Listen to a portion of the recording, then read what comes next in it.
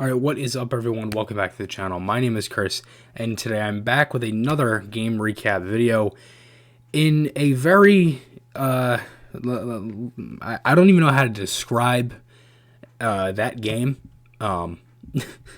Listen, winning is fun.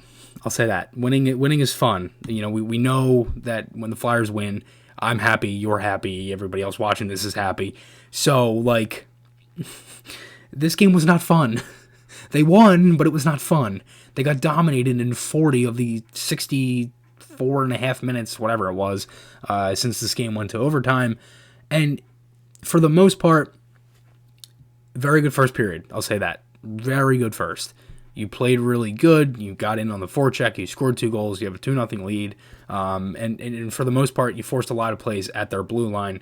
And then they did the same thing to you for the next 40 minutes. Forced plays at your blue line and generated chances. That's all they did. The Flyers could not even get to the blue line or the red line. It was like in the second and third, it was like a sigh of relief for them to just get out of the zone.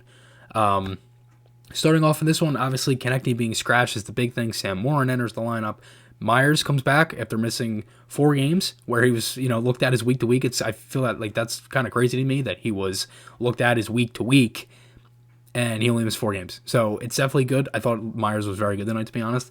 Lines for this one, you got Lindblom with Hayes and JVR, Giroux with Patrick and Voracek, Morin slips in on that third line, with Lawton and Farabee, Raffle, Bunneman, and Albie-Kubel for the 4th line, Provorov and Gostisbehere, Sanheim and Myers, and Gustafsson and Braun and Carter Hart in net for this one. As I said, first period, really good first for the Flyers. 4th line starts, really nice shift from Albie-Kubel. From that line there, 2 shots from NAK and Bunneman, and then the Flyers ended up getting one here. The Giroux line ends up getting one. Voracek makes it 1-0. Great passing play from Lawton over to Jake, and then over to G, back to Jake for the slam dunk. Really nice saucer pass from Giroux down low to Jake to tap that one in. And the Flyers, they, again, force a turnover right at the blue line, and they generate to make it 1-0 here at 16:22. Flyers get a power play pretty much right after that. First unit wasn't really doing anything. Couldn't get much going. Second unit had a setup or 2. Not much. Islanders didn't really give it much space. That ended up getting killed off. Flyers had a really good pace to start this game. They got in on the forecheck. They forced the Islanders to do things they didn't want to do. That's the one thing I noticed a lot in the first. Again, they end up getting another one here. Hayes makes a 2-0 great passing play from Hayes and JVR. Another forced turnover at the blue line. Islanders center on the boards. I believe Provorov was the one who pinched on that one. But again, really nice play. Hayes crashes the net, and they score 2 similar goals. I mean, they crash the net and they get tap-ins, and it's a 2-0 lead for the Flyers with 6:05 left in the first period. Islanders get a power play at 3:31. Flyers did a really good job. Again, they made the Islanders do things they didn't want to do, especially on that power play. They cleared the puck, and they played a little bit of keep away too, sending it back to a few guys. They ended up killing it off. Solid period overall. Shots on goal after this period were 6-6 and tie, but again, they did have a power play too. I believe they only had 2 on 5-on-5 for the Islanders. So again, for the most part, the Flyers, they did a pretty good job in that first period. And wanted to keep that up going in the second, and that just did not happen. 4th line starts again. Flyers take a power play. Flyers take a penalty. Islanders power play at 17:50. Ozone penalty on Farabee. Very smart play by Lindblom on the penalty kill. He killed about 25 seconds off of it. Raffle and Braun get 2 block shots. If they get a couple block shots, they kill that one off. And then the Islanders end up cutting the lead to 1 here. Eberle makes it 2-1. Sanheim and Myers both take Pelech at the side of the net. Nobody took Pelech as he went all the way around. And then Sanheim and Myers both took him as he came to the opposite side. And Eberle was wide open in the slot. And that's, again, the most dangerous spot. Sent a squeaker by Hart. Definitely looked like it was kind of a knuckle puck play. It could be one that he wants back. I think he could have had that, but again, there's no reason for Eberle to be wide open like that. Islanders definitely had some push, and they continued. Flyers had 2 shifts where they had some nice plays from the 4th line and the Giroux line, but then the Islanders came right back and tied the game. Mayfield makes it 2-2 here. Flyers with a turnover at their blue line, stuck in their own zone with, guess what line? The Barzal line. That's not the line you want to get stuck with out there. And Mayfield ends up sending a bullet by Hart. Lots of bodies in front. I didn't necessarily think Hart even saw. I mean, he knew where the shot was going, but again, he couldn't see what everybody in front of him. Mayfield essentially had that whole open side where he scored on the blocker side to himself because Hart just could not see anything with all those bodies in front. Islanders power play here at 6:56 on Albie-Kubel for a slash. I didn't really understand the whole slash on this call. It looked like it was kind of a, puck battle, I don't really know. And again, really good penalty kill. Raffle Bottom had a 2-on-1 saved by Varlamov. Flyers needed to get some pressure after this, and they did not. Very bad period. Just turnovers. Islanders really forced to play. They got in. They generated chances. They were physical. The Flyers just couldn't handle them. And it really reminds you of the playoffs. Shots on goal in that period were 10-4 in favor of the Islanders, 16-10 after 2, and the Flyers had to come out in the third flying, and they just didn't. Drew line starts. He ends up taking a penalty, a trip on Barzal. He had to take it. It was at least a 2-on-1, maybe a 3-on-1 with the defenseman joining the rush, going the other way. And everybody knows how Barzal is when he flies to the neutral zone. And Drew pretty much had to take that one. Very good kill again, though. They really were breaking up everything and just sending it down the ice and getting off and changing. Flyers were on their heels for essentially the whole period. They had 8 shots through 2 periods, and they had 6 in the first. 6. That just kind of showed you how bad they were. They literally got into the zone, and there was at least 1, 2, sometimes even 3 guys on them, and they were just swarmed upon. They couldn't do anything once they got into the zone. The Islanders did the exact same thing the Flyers did to them in the second and third. They forced plays at their blue line, kept the puck in all over them, gave them no room to make a play, and that's what happened. And the Islanders, they tied the game, but the Flyers, they hang on. Hart was very good. Shots on goal at the end of the third period were 11-4 in favor of New York. So you get, again, 4 shots in each period through the last 40 minutes of play, 8 in total. As I said, that's bad. There's no... Listen, like as I said, winning is fun, but when you're winning like this, it's only going to work for so long.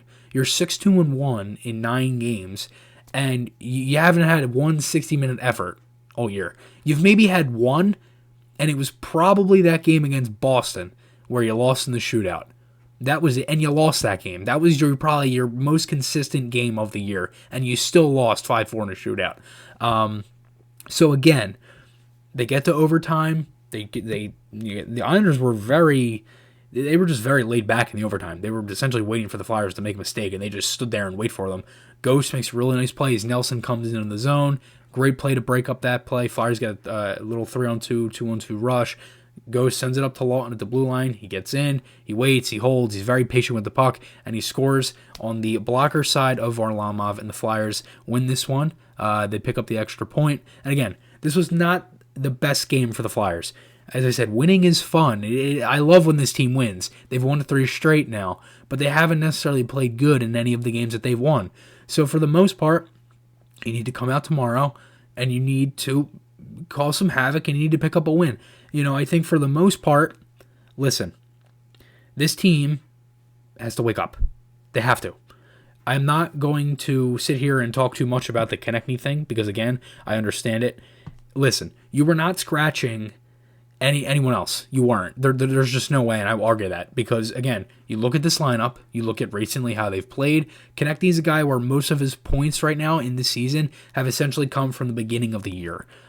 He had that stretch where he had obviously the hat trick, and he had a goal that ended up getting changed, so he got an assist in the first game. He had the hat trick in the second game of the year against the Penguins, and most of his points pretty much came from very early in the year. I think he's had maybe 2 or 3 shots on goal in the last 3 games he's played. You're not sitting Lindblom, you're not sitting JVR, right? Those are 2 guys. Lindblom's coming off the cancer diagnosis and everything, still trying to get into his form. JVR has played pretty good for the most part. Hayes, you're not sitting as center when you're already down Couturier. Same thing with Patrick, and he's also dealing with coming off of the migraines, and he's looked pretty good.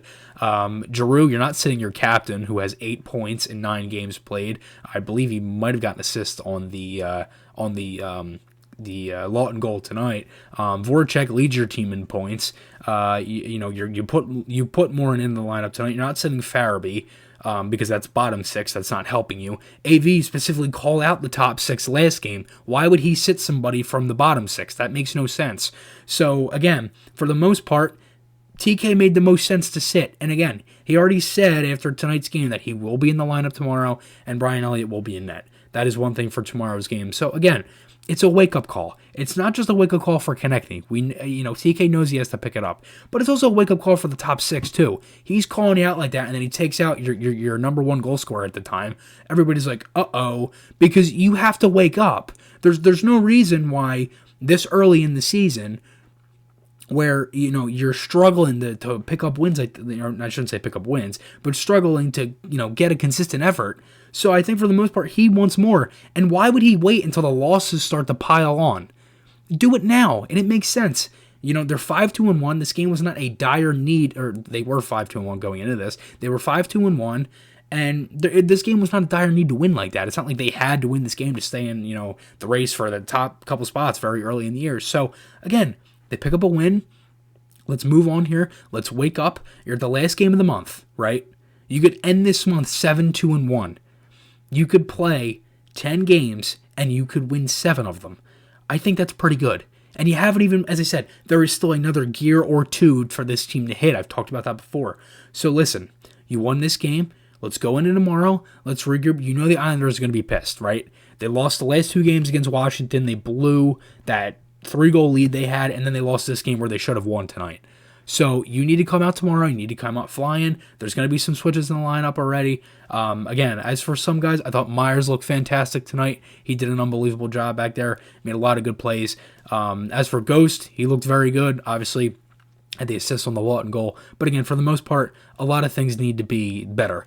They need to come out tomorrow flying, and there's really no reason why they can't. I mean, this team is still very good. A couple things is that obviously Coots getting put on IR is not the best news because, again, everybody kind of expected that he would be back before Myers, but it was actually different where Myers only missed 4 games, as I said. So, for the most part, again, the Flyers, they pick up a win. Winning is fun, but let's just make the game a little more enjoyable, please. I think I can kind of speak for everybody on that. But again, guys, remember, podcast articles, those links are on my channel. Hope you guys enjoyed this gun. Let me know your thoughts below, anything you have on the game. And again, guys, remember, podcast articles, those links are on my channel. Hope you guys enjoyed this one. I'll see you guys in the next one, and goodbye.